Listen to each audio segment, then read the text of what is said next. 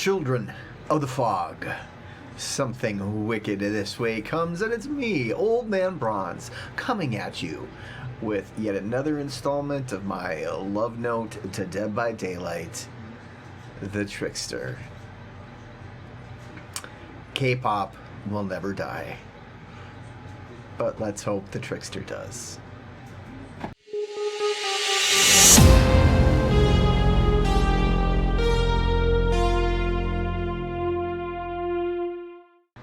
Welcome, my friends, to OldManBronze's review of the Trickster. This should go over super well, but they made some improvements to them, and since I am going through every killer from newest to eldest, we are on the Trickster. So we're gonna go on through backstory. It's backstory, actually an interesting backstory, like they did well. You know, neat, kind of interesting backstory. You know, once again, the art is great, things like that. Like those things of Dead by Daylight, like honestly, they are always on target, but sometimes their killers are not. But let's go, and we're gonna take a ride through his perks, his power. Then we're gonna move on to his add-ons, and then sort of a general overview of what's going on, what I think of the Trickster, and where he fits or where he does not fit in Dead by Daylight. So let's jump right into his perks. First one, this is an interesting one, and sometimes you'll get some mileage out of this depending on, I know that there are people right now that use this a lot with the nurse, especially if they're skilled with her, because it's easy to kind of follow up on it. And but Starstruck, your unmatched showmanship dazzles all. While carrying the survivor, any other survivors within your terror radius suffer from the exposed status effect. The effect persists for, I believe it's 30 seconds at rank 3. On survivors who leave your terror radius, as well as those within the radius that you hook or release the carried survivor. Starstruck has a cooldown of 60 seconds once the survivor is no longer carried. I think the 60 seconds is static. I think it doesn't go any lower than that, but honestly, that's a decent cooldown for it. Once in a while, like I've used this on a couple different killers and given it a try. I've used it on him. The idea behind this kind of, I mean, like honestly, like if you find yourself running into a bunch of people who like are blocking the hook or things like that, body blocking, sometimes like it's one of the most annoying things that can happen to a killer. You like all you want to do is put someone on a meat hook, and there's like 3 people standing in front of you, and you can't make it in time, and the person gets off your shoulder, and you're very frustrated, and you maybe use profanity.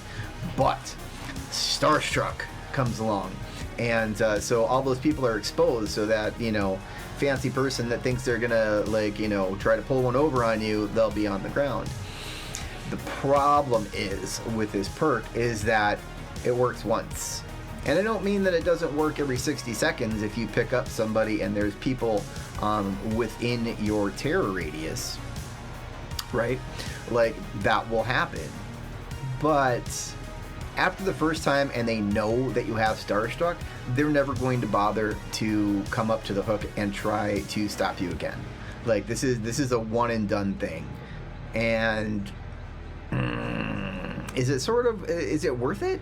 I don't know. Like once in a while I've gotten an odd thing. Like sometimes someone just happens to be wandering close enough, and you turn a corner and you whack them, and boom, you know, you've got like that 30 seconds of exposed, and once in a while you'll get a down from it, and you might get a down from that sort of initial, hey, like we're super cool and we're gonna try to block you on your way to the hook, and you might knock one of them down. But that's going to be the only time you do it that game. So it almost should be kind of like a one and done perk, because that's basically what it is. Once they know you have Starstruck, no one is going to try to block you at the hook again. Like it's just not going to happen. They know that even if there's a pretty decent chance, like even if they're super good at, you know, weaving and bobbing and 360ing, like you might still get a whack on them, and even if you don't, there's 30 seconds afterwards where you can follow up and potentially get a decent down. The rest of the time, honestly, they'll just be hidden, and after they know you have this, like it's kind of like you don't have a perk anymore. Once in a while, you might catch somebody off guard, but it's going to be very few and far between. So decent perk. It helps that specific area of the game, but I don't know if I would run it all the time on anybody. So it's okay. But once again, like the first time that you pick up someone to hook them, like the chances that one person is in the terror radius and can convey that to the rest of the team is pretty high, and then no one's going to mess with you again. Is that worse? Not sure. I don't think so. I wouldn't run it in my standard builds, but it's not bad. It's interesting and it fits a niche. Next one, Hex Crowd Control. Hex that ensures those lesser than you are properly herded. This blocks a window for 14 seconds after a survivor performs a rushed vault through it. And this effect persists as long as the Raylet Hex totem is standing. So this is kind of like poor man's bamboozle. And it's connected to a Hex totem, and Hex totems are terrible. And terribly unreliable. Like, I know that people run Rune and Undying all the time, but trust me, like, when I try to run it within 3 minutes, like, I wish I hadn't, because they're both gone, and I'm down to 2 perks. So adding another Hex on for someone to come in and break with their maps, and with small game, and with just general knowledge of, you know, like how the layouts of the maps are, where the Hex totems spawn. Honestly, you play this game enough, you know where they are. Like, it just takes time to find it sometimes, or you haven't bothered to get to it. This is the thing with this is that after someone has fast vaulted through a window, they're already on the other side of it, and blocking it isn't doing a lot for you. Perhaps at the shack, if they're not aware of it, but honestly, good survivors are going to hear the sound of it blocking immediately after it's done. I mean, I get what they're trying to do here, but the fact that they needed to tie it to a Hex totem just is dumb. Like, this perk itself is not terribly overpowered, terribly broken, but connecting to a Hex totem honestly just makes it worthless. You might get some, you know, odd use out of it, but basically you're just going to give somebody some extra points when they cleanse it, if they bother to. Because there is no real threat here. Like, you're not going to take out people because of it. At least with Bamboozle, you can pick and choose.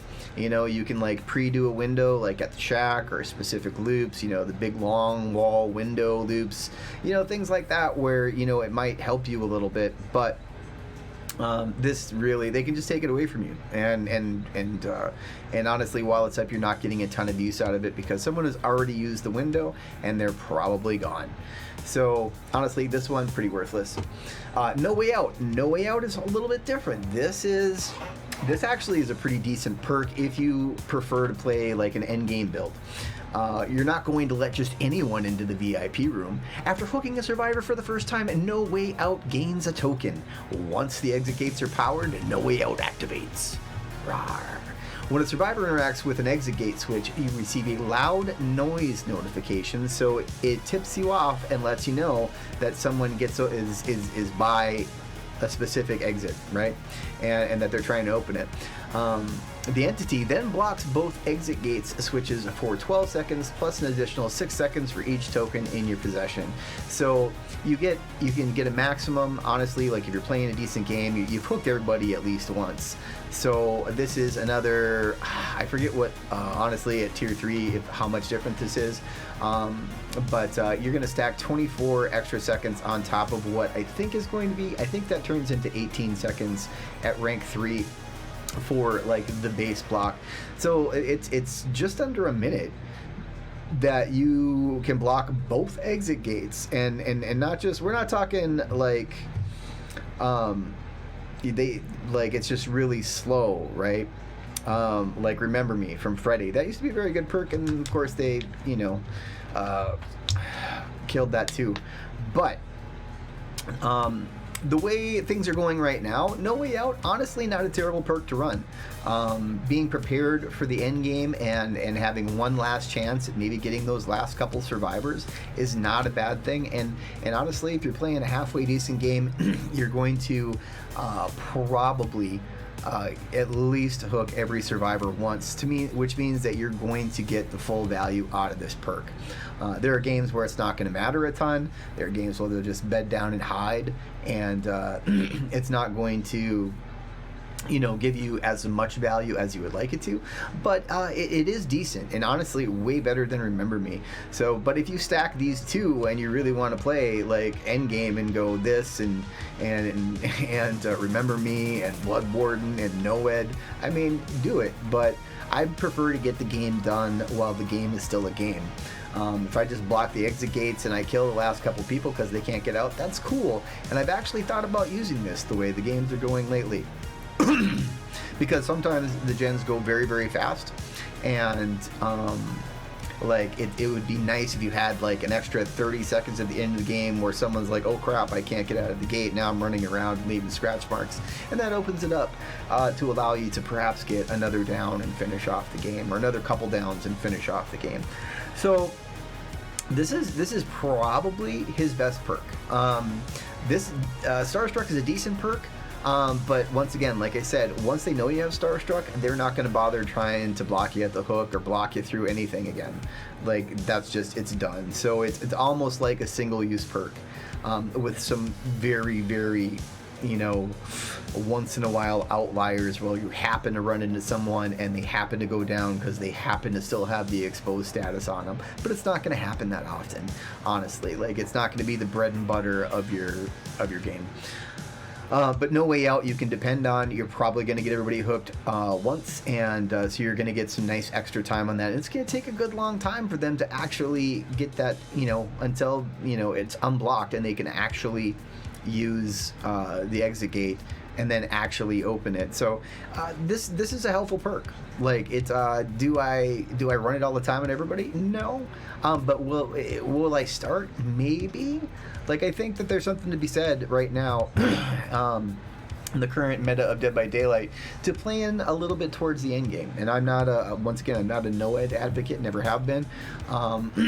But pairing this with Noed and Remember Me and Blood Warden, you might really wreck some people's days. But you're also maybe not going to get as many hooks if you're just relying and sort of like playing through and then relying that your end game is going to carry you.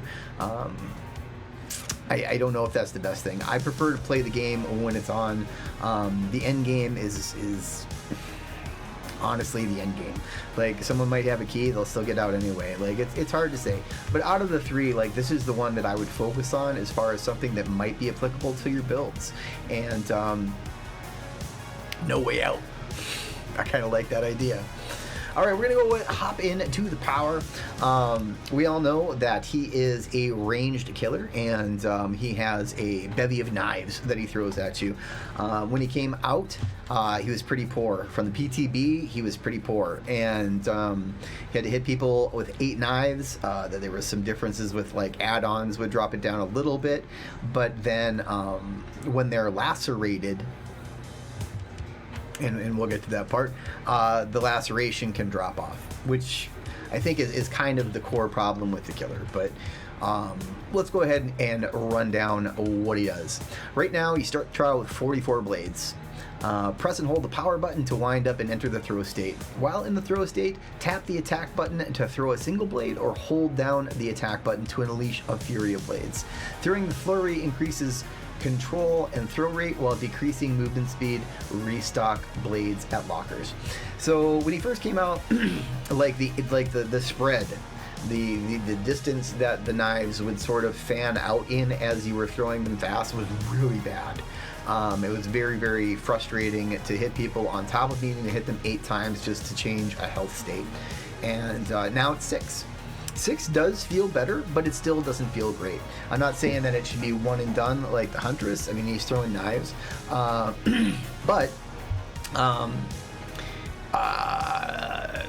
it feels very tough, especially with your 110 movement speed. Sometimes, especially at loops. Like, honestly, like at regular loops, TLs and the long walls and all of those things, it feels really bad. Like, I mean, you can catch them once in a while, like if you're getting in the right place, but you do still slow down a little bit. You used to slow down a lot more when you started with your blades, and you would just lose distance and they would just turn a corner and you'd be done. Like, it was a very, very unrewarding power. Right now it still kind of is, but and this is a big but, just like mine. If you catch someone in the open and they don't have anything right around them, honestly, you can down someone fairly quickly, and that's before main event. But if there's trees, if there's rocks, if there's anything, they can just run around in a circle and completely negate your power, and that feels bad. Like it's the thing is, you really have to figure out when you are going to use the power and when you're not.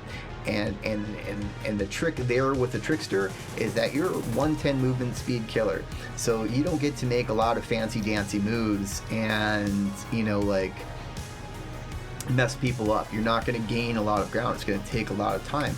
Chases that aren't where, hey, boom, like they're running in front of me in a straight line and I just nailed them with 6 blades, and now they got a sprint burst, and now I'm catching up to them again, and now they're at a loop, right? And so now I've got to hit them 6 more times, or maybe get lucky enough to get close enough to hit them with my baseball bat, and then I can finally do it. Like, it artificially extends chases and makes them longer. Unless you have that perfect set of circumstances and the people that you're playing against are not terribly experienced, then they're going to go down like a sack of potatoes. And that's where people are like, yeah, I'm a Trickster main. No. Once you get to a certain level, you will just get punched in the face and people will dance out the door, teabags and all. So we'll cover the laceration meter next. The laceration meter. A survivor's laceration meter increases each time they're hit by a blade. Once the meter is filled, they will lose a health state, either becoming injured or downed. A survivor's laceration meter will gradually decrease if they have not been hit by a blade for a short time. Hitting a survivor with a basic attack will immediately decrease their laceration meter. So, like, if you got... It's another thing that feels a little bit unrewarding. Like, you've just thrown knives into this person's back or face or whatever, but if they get close enough and you hit them with your bat, obviously you're hitting them with your melee attack, and that will take them to, the injured state, but it wipes out. It's like, oh wait, you didn't throw any blades into them. Like, the laceration meter, I think, is kind of the part of the killer here that wrecks him. Like, I have real problems with it, because it takes, like, you can get, if someone is in the open, you can get 6 knives into them pretty decently, and at very, very specific low-walled loops on very specific maps, he is a nightmare. Like, if he can throw over it, like, you're not going to be able to, like, duck. But it's there's so few and far between, and there's so many other structures in the game. It's really tough. I like to think of it like Ghostface. Like, Ghostface can get little bits of stock if he wants all throughout the game and prime you. So when he's actually behind you and ready to knock you down, he can just pop on his power for half a second, stalk you for a half a second, and boom, you're exposed. Like, you're in danger of that all game. I think if I were to do one thing to actually fix the Trickster, you could even bump his knives back up to 8, but remove the laceration meter. The laceration meter was a mistake. Like, you can literally be chasing someone for so long around the same loop because you're a 110 movement speed killer and you have to hit them with 6 direct hits to have them change a health state, that there are times where that laceration meter will actually be dropping while you're trying to chase them. Like, while you're trying to do the same thing that we do at loops all the time with every other killer in the game. And that's a problem. Like, where the Deathslinger stops someone and reels them in. Now, you may lose them, they may be behind something, and the chain may break, but you know what, they're still going to get deep wounds, and they're still going to be injured, and you still got a health state out of it. With the Huntress, it's one shot with a hatchet, and you're injured. And that can be just just the tip, like, you know, like but it still has to be a good shot. You have to practice with it. You have to, you know, learn the aim. You have to learn how survivors move. Here, you're poking and hoping until someone gets injured, and then you're poking and hoping until someone goes down, or you're poking and hoping until someone just about gets injured, and then you hit them with a bat, and it erases all of your knife progress. And so, like, it doesn't just take a couple knives to knock them down afterwards. Like, these are kind of like the things that just make him very easy to punish, because he's slow, because he has to hit you multiple times to just injure you. And then if you get away from him for long enough, which isn't a whole long time, because that got reduced as well once they dropped down his knives to injure you to 6. Like, it's there are very specific circumstances in the game where he feels okay, and then the rest of the time you're like, how much better would I be doing if I was playing the Deathslinger? How much better would I be doing if I was playing the Huntress? And there's just no comparison. Like, I like the KPop thing, and I like the way he looks, and honestly, he's got some cool sound effects, and his giggle is, you know, nice and evil. Like, I like it. But this is kind of the core problem with the killer. The laceration meter sucks. And the fact that you wipe your own progress if you hit them, which is your job as a killer, sucks. And the only time that this killer really does work is against people who are either caught out in the open, which is not often for good survivors, or running in a fairly straight line with very little deviation, which is not good survivors. So he's kind of a pub stomper for, you know, low-ranked solos and low-ranked teams, and it doesn't feel good. Like, a killer shouldn't just be like obnoxious to people who are just beginning the game and don't know how to weave and bob and duck behind rocks and trees and things like that, or know how to run loops. Like, you know, the killer should improve with your skill, just like the survivors improve with their skill. And once again, we have another killer that does not. Like, he drops off pretty hard once you play people that know how to use the loops that are available to them, and understand the maps and know them like the back of their hand. Like, this is sort of the problem that we keep facing in Dead by Daylight, is that you know, you're supposed to like pick a killer and be like, hey, you know what, I love the theme and I like what they do, and they've got, you know, this power, and you can do this stuff with it, and if you play with it and get better with it, you know, you can become, you know, a force of nature, that you are dangerous, and those survivors are going to have to work really hard to get out of that game. And the problem is with many of the newer killers, it's just not the case. Like, they're very strong for against new survivors, but as you go up the ranks, like, they fall off very quickly. And that's sort of in a nutshell the Trickster. But let's not forget the main event. Special ability, main event. Each blade hit fills the event meter. Once full, main event can be activated by pressing the ability button. In this mode, the Trickster automatically throws unlimited blades for the duration of the main event.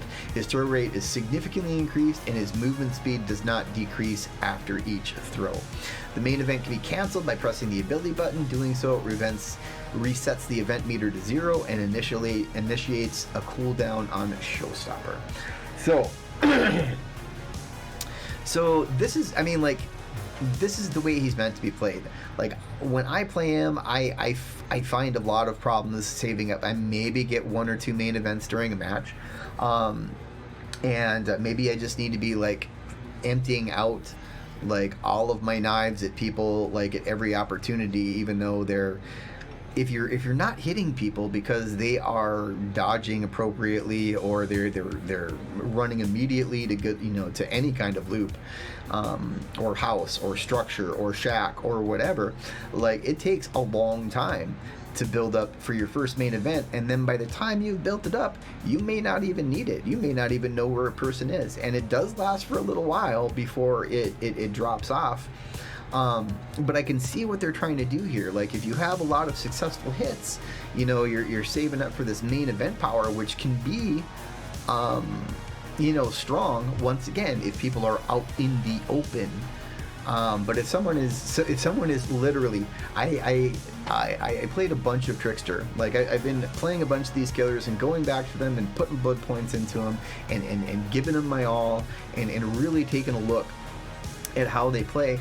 And I've literally had my entire main event canceled by a big rock. They were just far enough ahead of me, and my 110 movement speed and my, you know, fancy dancy like main event. I think my entire main event and them running around a rock, I eventually injured them. And so they were healthy and then they were injured, and that's sort of my special power. Now, I'm not saying that there aren't other people that might use it better or whatever, but like that just happened to be the case. Like if you pop your main event and someone's at a loop, you probably wasted it. If someone is around a bunch of things that are going to get in the way of your knives, whether that's lots and lots of trees on different maps or lots and lots of rocks or cars or whatever, like you're probably going to waste it. And that feels super bad. Like, and if people are just dodging all your stuff and making sure that they're playing smart and sticking to loops, it's going to take forever to actually save up to a main event, and then it doesn't do a lot unless someone is just completely out in the open. And even then, once you hit them 6 times, they're going to get injured, they're going to get sprint burst away, you're going to struggle to hit them until you catch up, and you're not going to catch up super fast while you're doing the main event. You don't slow down as bad as you used to. I believe that it slowed you down more. But they can run off anywhere with that burst of speed after they get injured, and really, once again, it sort of ends the potency of the main event. At least you're able to use it when you would like to and turn it off when you would like to, but then you're wasting it too. So I don't know. Like I see what they're doing. You know, you save up and then you get a special attack. You throw good knives, and then at some point you'll get a main event that will allow you to just annihilate someone. And in practice, once in a while it works like that. Once in a great while, but in practice, it doesn't always. So I don't know. 4-4, so 110 movement speed, 24 meter terror radius. But here's the thing, and this is a real thing. Like, it's not listed.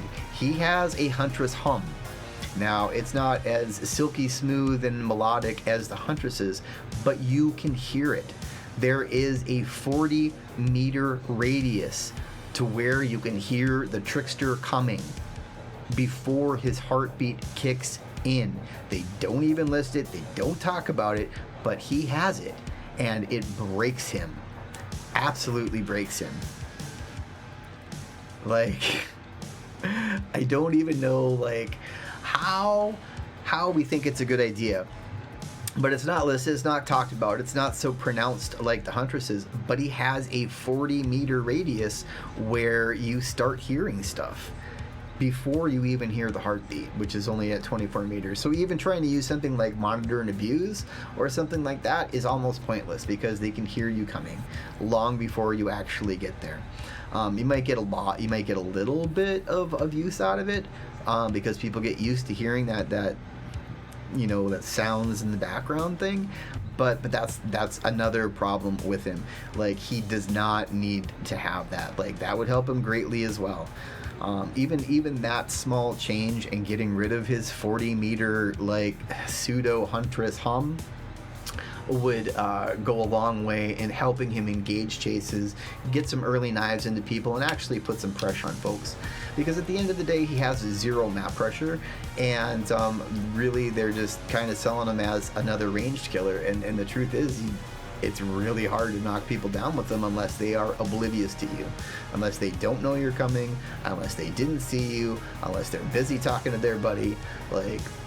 Or once again, unless they're a less experienced survivor, they're newer to the game and they're not sure how to handle that yet.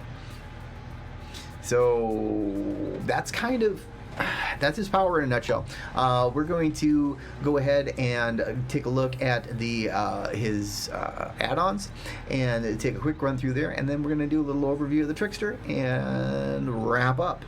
So we'll see you in a couple. Hello, Trickster. How are you doing? Look, you look happy. That's good. That's good. All right. Well, let's go over the add-ons. We're going to run through ultra rare, work our way back down. Once again, we do have kind of the standard thing. We have slightly, moderately, considerately, but we're going to go through the highlights and see what we can see. So, Death Throes compilation, collection of the final sounds from Ji-woon's victims, adapted to a vinyl record. Terrifying and emotionally raw. When main event ends, the Trickster's knives are replenished. This doesn't suck. Getting a free reload after you do the main event is not bad. This is not terrible for an ultra rare for him. The problem is maximizing the amount of main events that you get during a game, which means that you are throwing a ton of knives and hopefully hitting people with them, because otherwise if you're just throwing knives, that's not saving up for the main event. So this is a decent add-on, but once again, it's an ultra rare.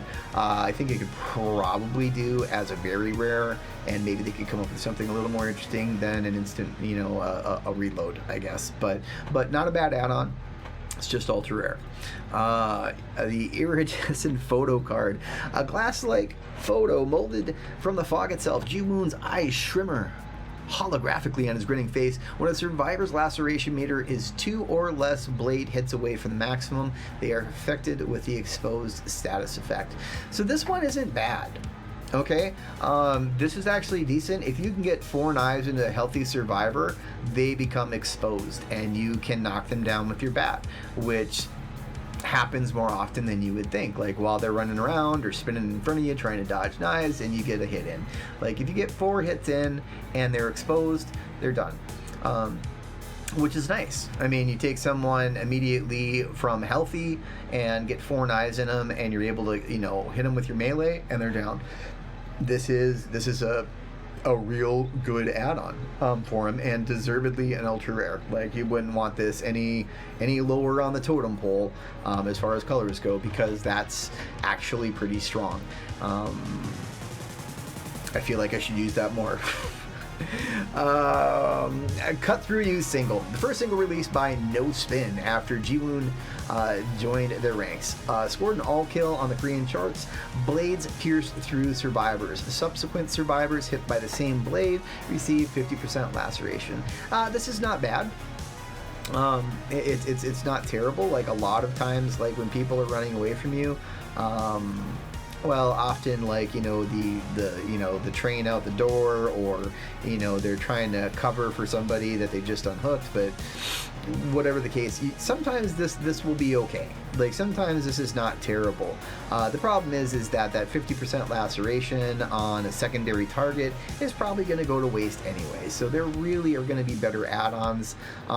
It sounds good, it feels good, but in all reality, you're probably not going to get a lot of mileage from it. You might from time to time, but the truth is, like, you're really not downing multiple people at a time unless they're lining up and standing in a line as the Trickster. That's just kind of it. Diamond cufflinks. Cufflinks gouged the eyes of a Sasang fan who made the mistake of stalking Ji-woon. Rubbing off the blood, there's so much more to be seen in the glitter. When a survivor's laceration meter is 1 blade hit away from the maximum, reveals their aura for 6 seconds. This is actually a very handy add-on.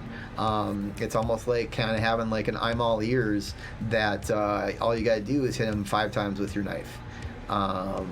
Which is not terrible. Like, that's what you're trying to do anyway, and then you get 6 seconds of aura reading afterwards, so you can tell if they're going left, going right. You can plan your next move, you can make a juke, you can, prep your knives or whatever, because it takes a second, to get them up there and get them, flying. Like, you can preempt that, and so this is actually a very decent add-on for him. It gives you information, and it gives you information almost for free.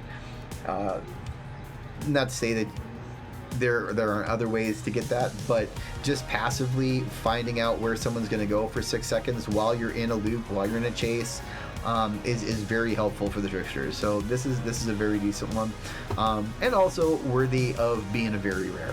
That's worthy of being a purple. So, Edge Revival album, the Tricksters' debut album. The coarse and vicious tone was met with a mixed reaction from the fans, despite critical acclaim. Blades shatter when hitting the environment, dealing 50% laceration to nearby survivors.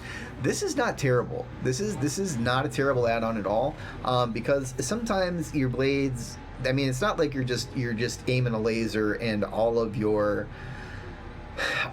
knives are, you know, just going in a straight line. It's you've got a little bit of stormtrooper aim, and there's still a little bit of spread. It's better than it was before, but a lot of times if you're throwing stuff, like it's gonna be hitting, maybe sometimes it's gonna hit the wood beside them, or it's gonna hit a barrel that they're passing by, and so this is not bad. I don't run in Trickster main circles because it's a pretty small circle, but this has potential to do some work, and it's not bad for a very rare. I think it could be better, but this could maybe even be a green, because it really is kind of like AOE damage. It's you, but you also might get down people a little quicker while you're using it, and have a little more, you know, for those knives that you're missing. This might help a little bit, and still put some damage on that laceration meter, which is going to help you a lot in the long run. Trick blades, specialty blades that are only seen as faulty by those who lack imagination. A young Ji-woon dazzled spectators with the tricks he performed. Blades ricochet off the environment twice. Ricochet hits grant bonus of blood points. So, like, this is an interesting one. This is a decent add-on. I really don't care about the bonus blood point score, but sometimes when you're in loops, you know, you can bounce off stuff and hit people. Right? Some people I've seen have even done just straight bouncing it off the ground, because it's a more reliable bounce. Because like a lot of times the environment's got a lot of like wonky angles to it and things like that, and stuff doesn't necessarily bounce like you would like it to. And that's kind of, I mean, it's neat that it's there. And I think that you can get a little use out of it, but part of me almost wonders if this isn't a little bit better, just because like most of the time you're not going to be like sitting like trying to do trick shots. Once in a while, if you hit someone, it's cool, but this honestly could probably be a green. I think that might be decent, like, and just have more access to it. But it is what it is. This is not a bad add-on. Whether or not it should be a very rare is questionable, because honestly, like, it sounds great. It sounds like a skillful thing. Like, you use this because, you know, you're good with angles, and you know, it's like you're shooting pocket pool. But the problem is like the terrain is weird, and it doesn't always bounce the way you'd like it to. And if you waste a lot of time just trying to like catch someone who's hiding in a corner of the shack and you're behind the pallet, you know, like, you're gonna waste a bunch of time trying to be smart about it and not actually get them down. And that's what it is. But it is cool. Like, I mean, like, it looks cool when you use it, honestly. But is it effective? Maybe not so much. Sometimes it is. So not a bad add-on. I'm not crapping on it. It's just not as effective as you'd probably like it to be. So, Bloody Boa, a boa that Ji-woon wrapped around a victim's neck. The number of pockets are concealed within it. Increases the maximum blades carried by 8. Starts the trial with 8 extra blades. That's not bad. Honestly, like, you know, like, the same thing with Huntress. She's got ways to carry extra hatchets. Like, this is nothing new under the sun. So it's fine. Like, if you want 8 extra blades, like, that's a fine thing to use. And now we start getting into our moderatlys and considerablys. You'll notice that there were no considerablys up here. But here we go. Limited edition can of soda promoting a no spin. High sugar and caffeine content moderately increases the initial throw rate. That's not bad, honestly. Like, a lot of times when you are, you know, you've just come upon someone and you're just getting ready to use your knives, like, you know, getting a couple extra in there is helpful. So this is not a bad add-on. Like, you don't got anything else, run that. That's fine. Melodious Murder. An audio file of the victim's crisp, clear shrieks. How charming. Ji-woon incorporated the sounds into one of his more popular tracks. Moderately decreases Blade's reload time at a locker. Once again, pretty standard stuff. Did it with the Huntress years ago. Faster reload time at a locker. Ripper brace. The wrist brace worn by Ji-woon during the filming of his music video Ripper. Though unintentional, the design stabilizes the wrist better than many medical braces, moderately increases the time before the laceration starts to decaying.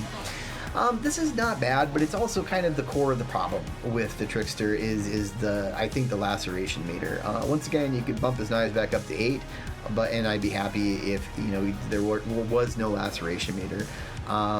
It would allow, if I could put 4 knives into someone and then break that chase because I know that it's not going to be a good chase, and then move on to a different part of the map like I would on any other killer. Like if I've chased them more than 20 seconds and I'm like, I've got 4 knives in them and I just need 2 more, I'm gonna, in the back of my head, I'm like, what, I can do that. I can get this injured, because once you get an injured, it sticks, unless of course they just immediately heal it off, with a med kit or with their teammates or whatever. But a lot of times you're gonna tunnel vision because now it's not just getting the injured, but you're trying to get that 5th and 6th knives into people. And this increases the time before the laceration meter starts decaying, and that can be helpful, but it's also going to kind of subconsciously extend chases you probably shouldn't be chasing anyway. It's a trick. I mean, like, it's not bad in theory, but the problem is I think it makes you make worse decisions on them than you probably already are.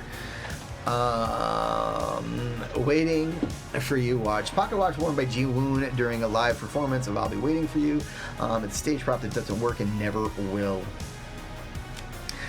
Hitting a survivor with blades during main event moderately extends its duration. This is not a bad add-on. This is not a bad add-on for a green. The trick is getting up main event as many times as you can. I think that if you play around main event, you might have mixed results.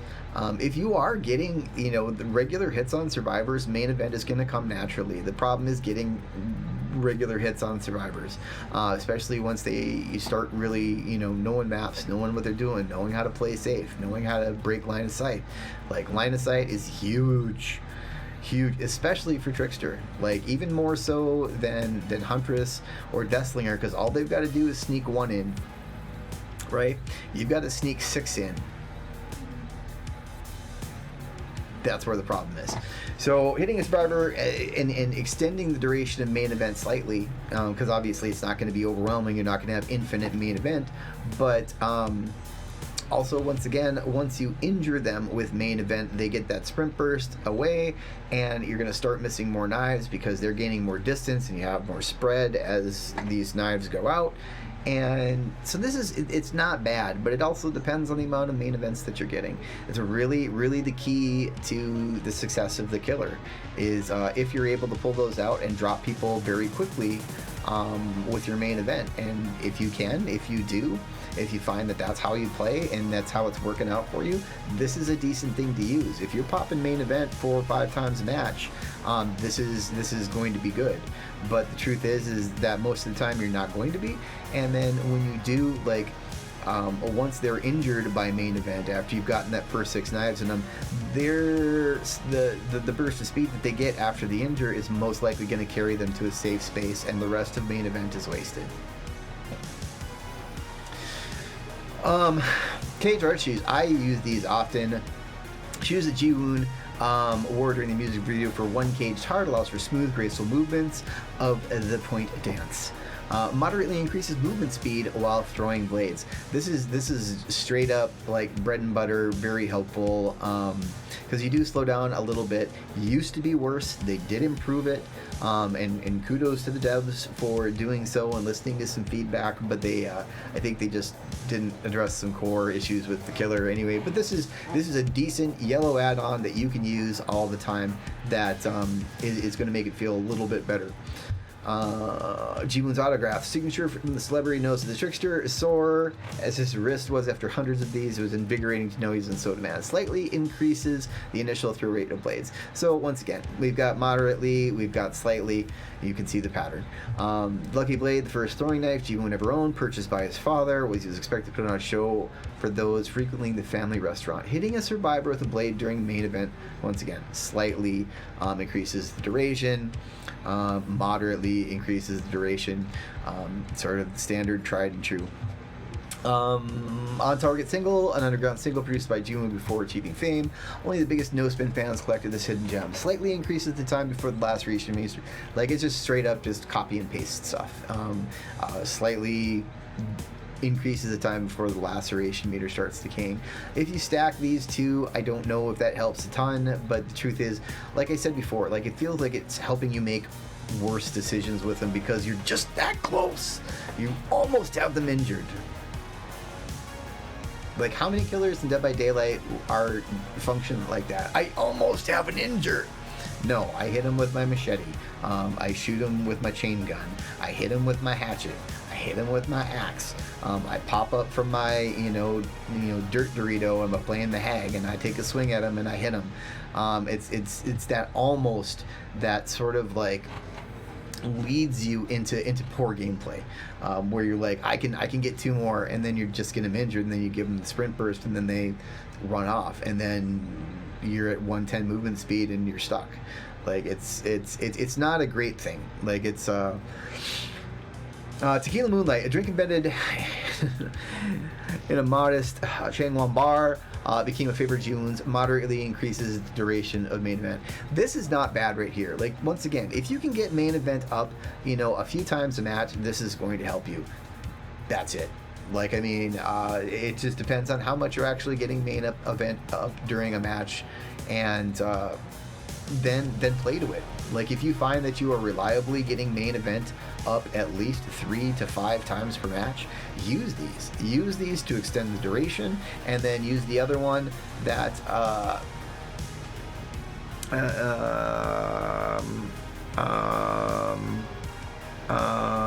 is it this one? I forget which one it is. There it is.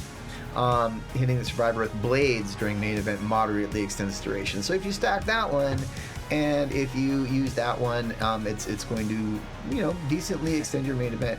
And pretty soon, in the next patch, the one where they're gonna, make some big changes, they're gonna start showing us what percentage that these do, so you can have a more mathematical basis to go by. Be like, because this could be like 2%, and that's what they've decided moderately for this power and this add-on is going to be. But pretty soon we're actually going to find out. Once again, here we go. Slightly increases the duration of main event. Slightly increases movement speed while throwing blades. And then, of course, the gotcha 100% bonus blood points for showstopper score events. Moderately increases each survivor's laceration meter. Not bad, honestly, for a Brown. I mean, just because it moderately increases each survivor's laceration meter. Trick pouch, increase maximum blades carried by 4, and start the trial with 4 extra blades. Pretty standard, pretty cut and paste stuff once you start getting into here with most killers. And honestly, like, I've talked about it before, but I would really like to see a little bit more creativity out of the devs. I know that doing like the greens to the browns is kind of like a basic cut and paste, but I will keep repeating the Myers analogy for killers in general, is that add-ons change the way he plays entirely.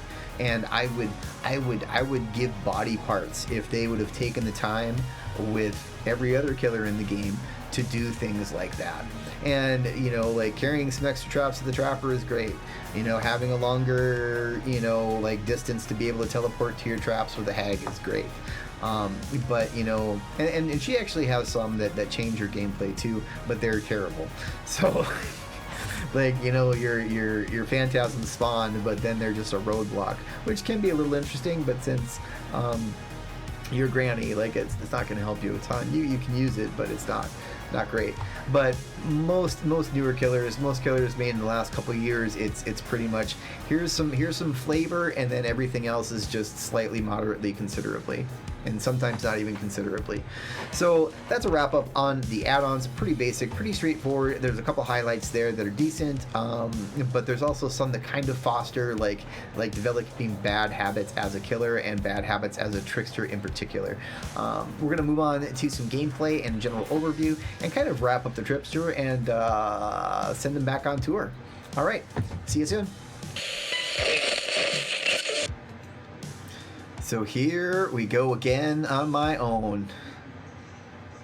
The Trickster. So, not a great map, but basically what you're going to see here is just kind of some generic Trickster gameplay. I've recorded a few.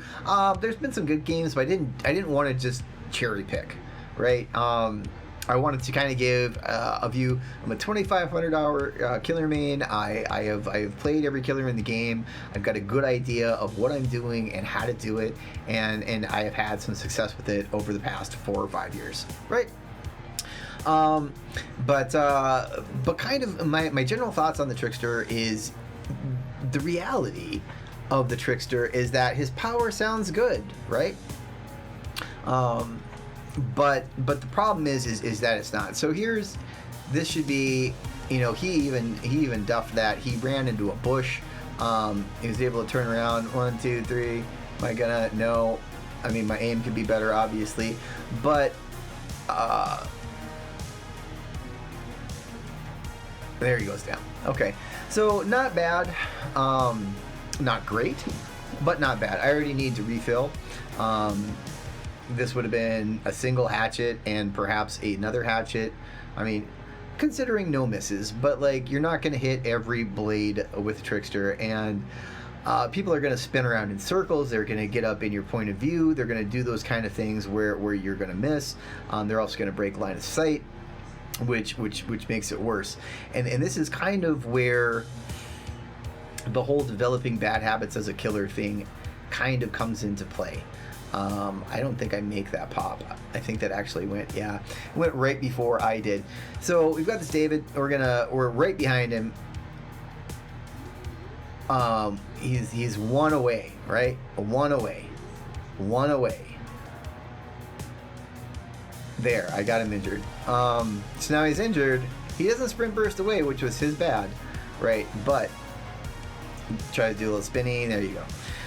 Honestly, if he would have taken a sprint burst, ran out the other way, that would have been the end of the chase. If I would have followed him, I would have paid for it.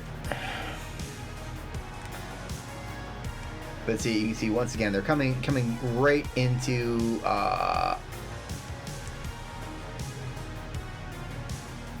there. We were in the open, and so getting 6 knives on her and trying to follow her and chase her with it was okay. We were able to. That was a good short chase. We hit, and then we followed up with knives, and that was fairly efficient. But that space that she ran outside of her weaving was basically a straight line with nothing to hide behind. She was stuck outside of a loop. She was stuck outside of a wall. She was stuck outside of anything that she could have ducked behind. And so it made Trickster look good. And that's the thing. Like, here is an excellent example. Okay, so we've gotten 2. And then we're not, because we are the Trickster, we had our knives up. None of those, a couple of those hit. We're down to 1. Like, look at all the time that we're wasting that we could have just gone through. We could have broke the pallet, but we were trying to use our ricochet knives to actually do something interesting, and we have wasted a decent amount of time here. And that's me just as much as it is the Trickster. But look at that. Like, now we're just gonna run around in circles around the next loop. If you break that, see, enough of his laceration meter had dropped off to where otherwise, like, there's another gen gone. Like, he can get away just in time. Like, at this point, I should just be hitting him with the bat, but I want to use my power. And there I finally got in the main event, and there's nothing I can do with it right now. So we're watching as it sort of ticks down. You can see you get the notification in the corner. I have 0 knives. You can still launch main event with no knives, but he DC'd. And so all that time was wasted, basically guaranteeing the last 2 generators are going to be finished. And I've done next to nothing. I have 4, well, I had basically 3 hooks. And then that was really it. So now we're going to look at her right now again. I'm bouncing, I'm ricocheting, and once again, once you actually have real walls in front of you, the trick becomes very difficult. Luckily, I'm trying to bounce them into the corner, not really getting any love out of that. The ricochet does not work as well as you would like it to, so I just hit her with my bat. But that's the thing, like, with the Trickster, like, if someone is out in the open, they go down fairly decently, right? And once in a while, you can sneak in a couple knives there, but look at her laceration meter. Just slowly getting it up. Like, I might be able to, like, she could stand almost, like, and I'm trying to, like, get an angle where I can ricochet it, but once again, like, she can just stand back there until I decide to move or do something else, and now I've got to reload, and now the chase is basically over. I'm not sure what I do about this, but I see that she hopped over the pallet over there. I could hear the notification. We finally break that and go. You hang on to chases too long with the Trickster, and that is kind of the problem. Like, you want to get those 6 knives in and get an injure. And an injure is great, but also it doesn't mean a ton in this game because people can heal very quickly with their med kits, with teammates. Like, it's a lot of work. Once again, we come to this point that I keep trying to make with these newer killers, is that back in my day, you hit a person with a hatchet and they got injured. You hit a person with your machete and they got injured. You hit a person with your power and they were injured, or, you know, slowed, or whatever the case may be. Here, you know, you've got to dance around and try to get people with 6 blades, and good survivors aren't having it. Like, honestly, like, it's not that hard. And then once you injure them, even if they have been out in the open, that injure gives them that immediate sprint burst, and then they're gone. They are, or at least if they're not gone, they're at a safe structure, and that doesn't do anything good for you. Like, she can just run. She's literally a couple feet in front of me. If I were to injure her with the bat, no, I'm out of knives again, of course, because, you know, who has time to stop for that? But there's the problem. Like, you can't finish the deal. Unless someone is oblivious to you, is newer to the game, and doesn't know how to run a loop, or how to efficiently get to cover to where you're going to struggle and waste a lot of time while your teammates are working on generators. This is sort of the problem that is just consistently and this is most of the games. I've had some super stomp games as the Trickster, and but I could tell immediately within a minute or 2 that the people that I were playing were very new, and you can tell as a killer, if you've played for a good long time, like, you know that these are newer folks, and they're running loops inefficiently. They don't know what to do when they're caught out in the open. It's like watching me play Survivor. Like, I would go down fairly quickly to the Trickster because I don't have all those moves mastered, but I also know them well enough to know what to do. I know to break line of sight. End of game. Break line of sight. I'm a 110 move speed killer who doesn't have a very dangerous power unless I'm caught out in the open. So if I'm going to be on a gen, I'm looking to see where my loops are. If I am moving in between locations, I'm looking to see where my escape, you know, route is, like if he comes out of nowhere. And also, I've got a 40-meter notification before I even see him until his heartbeat actually kicks in. And once you get comfortable with that kind of stuff, like, it's not so much of an issue anymore, right?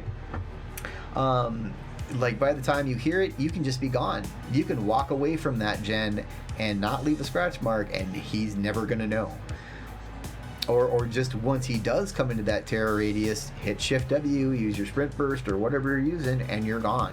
And then that chase becomes a real decision for the Trickster to whether or not he's going to chase you all the way down there and see if he can catch up enough to have some accuracy with his knives, or if he is going to just make it and just turn around and start the next chase. But that's kind of the general issue with him, right? We are gonna hop into another game real quick and just finish this up. Anybody who's watched the stream knows that the Trickster is sort of the sore spot for me. Like, Trickster, when he came out, sort of broke the old man. And I'm not saying that you can't play him. You can play anyone in this game that you choose to. He's got like he's got there's a neat idea behind the killer. They put a little spin on the ranged attack as far as things go, and I'm glad that they're trying to do things that are different. The problem is that like he's not threatening in any way unless you are stuck out in the open and you're not sure where to go. And at the worst, then most of the time you'll get an injure, you'll get a sprint burst, and you will get to the next loop, which well, not infinitely, but moderately to considerably increases the time of the chase, which is giving your teammates more time to actually get that done. Like, here's a nice big map. That's my first injure, and not even a down. And the first gen is gone. But this is Mother's Dwelling. It's bound to happen. But here, like, just trying to get a moment of an angle. Like, I would have to be running around with my knives out, which is going to slow me down slightly. I'm not going to make any progress there. I got a couple knives. I got one knife in her. Got a couple more. Now we're getting closer. Am I? Nope. All she has to do is shift the other way and keep going, keep breaking line of sight, and there she just lost me. So you can see, like, I mean, that's a real, I mean, those aren't the best, you know, funnest loops for killers, mind you, but I don't think we do. I think we actually run out of knives here.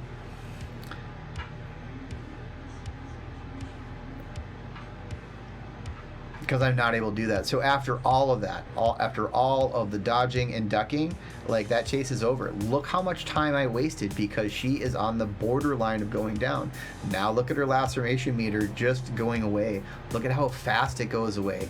There is no pressure whatsoever. Like, once again, my thought to fix this person would be to get rid of the laceration meter.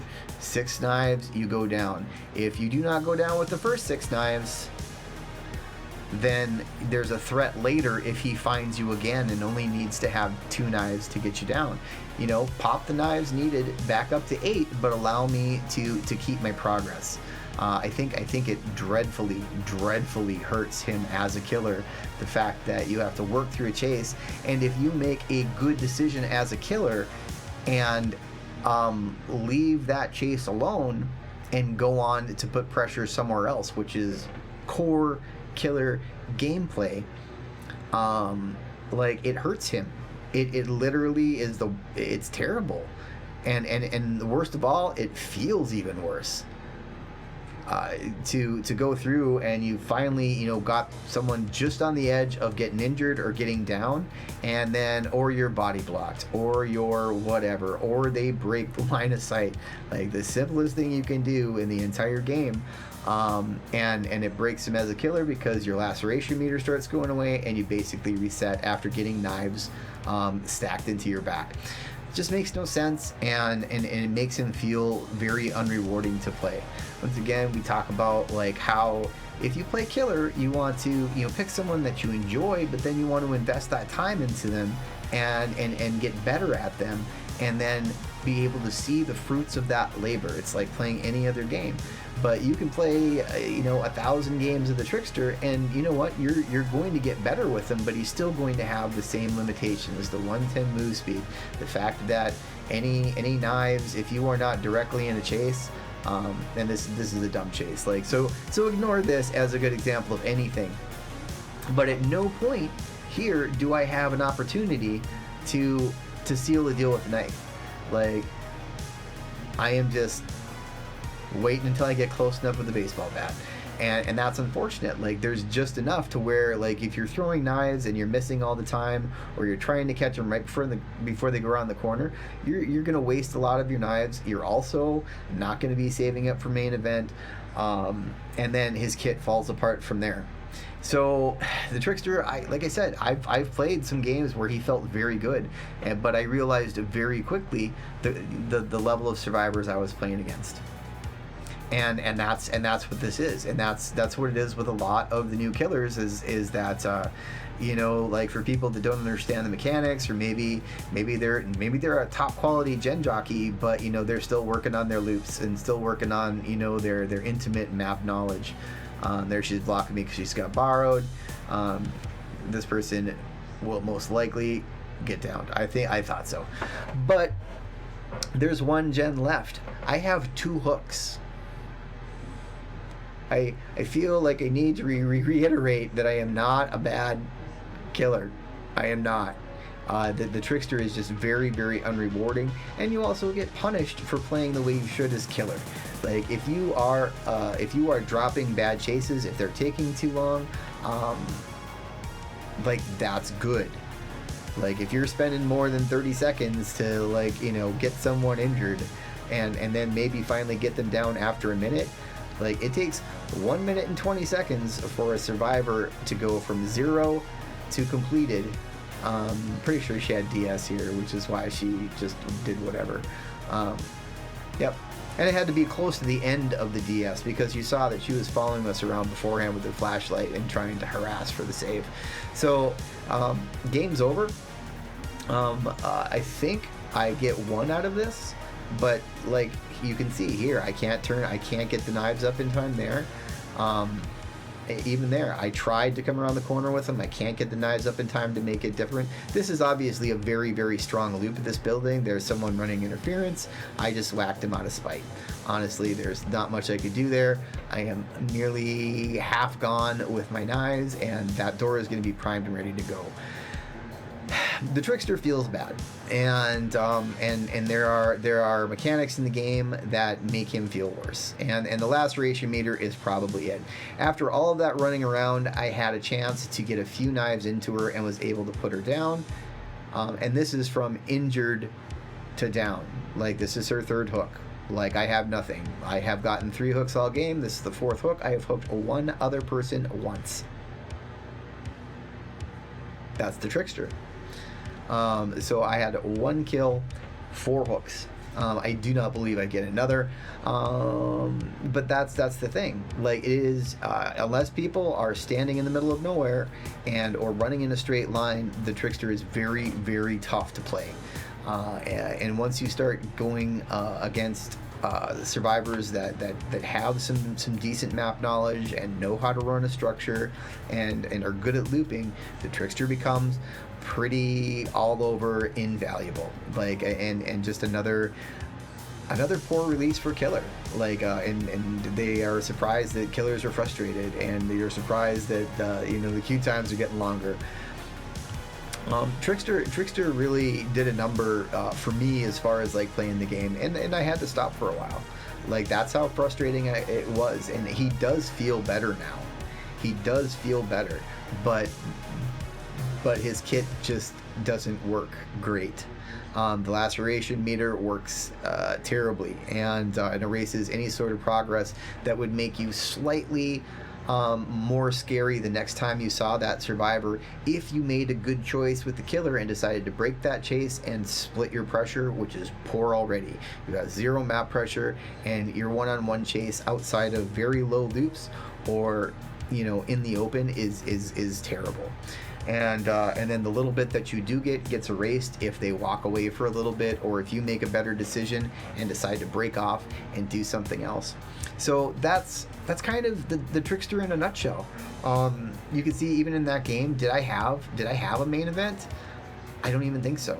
Like, by the time I had actually hit someone with my baseball bat for the first time, the first gen went, and then it was downhill from there.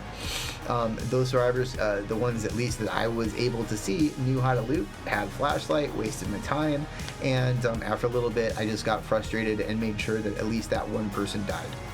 Did I tunnel them out? No, but they just kept giving me opportunities, and I was finally, by the end of the game, able to down them with my knives. So once again, Trickster it won't even make my elimination chamber challenge. He's getting crossed off right away because I'm not wasting any more blood points on him. Like, he looks good, he sounds good, the idea behind the power is okay, but in application, it's very poor, and I would strongly suggest any other killer in the game, besides the Trickster, to get in and enjoy, unless you just straight up, there's a great place to... No, I left. I absolutely did dodge that lobby, but let's take a look, because it's funny as hell. I think you can do a lot better than the Trickster. I'm not saying you shouldn't play him. If you like him, play him. And that's the same thing I will say with absolutely every killer in here. But what I'm saying is that after a certain point, you will get crushed. You can still be a 7,000 hour killer main. You can know every nook and cranny of every map, and a good team will absolutely destroy you. Like, they won't even care. The only way to play him is more aggressively, and if you want to be tunnely and campy, that's going to help you. But I generally try to stay away from that, and I certainly don't recommend it to anybody who's learning how to play a killer. Learn how to run loops well. Learn how to break a chase if it's going on too long, so you can make sure those people aren't just sitting on their gens. You're making it easy for the rest of survivors if you're just following one person forever. And the Trickster kind of encourages you to do so. So that's the problem with him. Like, once you get to 4 knives in, or 5 knives, and they're almost injured after you've run through 2 loops and broken a couple pallets. Like, how dumb is that? Like, how dumb is that? If you could just, throw 4 knives into him and decide, hey, you know what, someone's on a gen over here, I can hear it cooking, let's get another chase. And then you could come back later like Ghostface can, and put another couple knives into him and get that injured state. It would actually make you scary. It would actually give people a reason to be more careful about you. But they can still run away because you have a 40-meter Huntress hum, and your power is pretty lackluster as it stands. Remove the laceration meter, bump it back up to 8 blades if you want to, and I think that would fix a lot of problems with the Trickster, and it would make him scarier throughout the game, whereas now he's not. And the main event, sometimes it's hit and miss, and once again, it's catching somebody out in the open, and if they're not at a loop or at a window, or if it's a regular high walled or even medium walled, as you saw in the last game where I was trying to throw over trees in Mother's Forest, very, very difficult, if not like impossible at some loops. But there are some loops that you will absolutely own survivors at, but they are very, very tiny and insubstantial, and you know the ones I'm talking about. Like, you can find them on every map, but you can't base a killer and their quality on whether or not they do well at really small loops, because all killers will. If it's an unsafe loop, you are, in the very least a 50-50 as a survivor. And whether you've got knives or not as a killer, like, you have a real good chance of not only injuring that person, but getting them down. That's sort of the Trickster in a nutshell. I don't want to go any longer than I have to with this one. But if you like him, play him. But I would. There are a lot of better killers to start off with, to play, to main, to learn, and the Trickster just isn't one of them. K-pop will never die. Honestly, like, I like Korean metal too, like Band-Maid. There's some great bands out there. Like, I used to listen to that a lot. But Jiwoon is a hard pass for me, and is probably a killer I won't do a lot with moving forward. I've given him a second chance after the changes, and really there's some hard changes that need to be made to him that no one's going to agree with, and he's just going to sit how he is, and I'm happy to leave him there. So thank you guys for bearing with me, and I appreciate you letting me give my ideas on the killer, and just gotta give you an idea where they sit, what they do well, what they don't do well. And we will be moving on.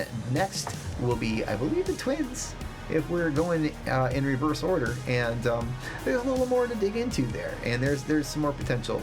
But other than that, much love from the old man.